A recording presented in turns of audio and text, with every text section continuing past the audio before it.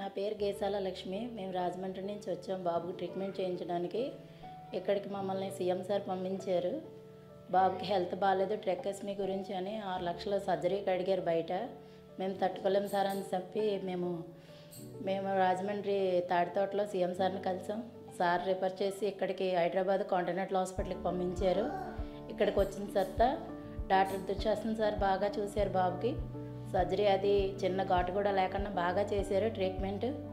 ఇక్కడున్న hospital staff, నర్సులు, ఇక్కడున్న ప్రతి ఒక్కరు కూడా చాలా నీట్గా చక్కగా చూసి మమ్మల్ని ఈరోజు మా మనవడికి చక్కగా చూసి పంపిస్తున్నారు. ఇప్పటికీ హాస్పిటల్లో ఉన్న ప్రతి ఒక్కరికి మేము రుణపడి ఉంటాం. చాలా బాగా ట్రీట్మెంట్ చేశారు. అది మా మనస్ఫూర్తిగా మేము అందరికీ కృతజ్ఞతలు చెప్తున్నాం.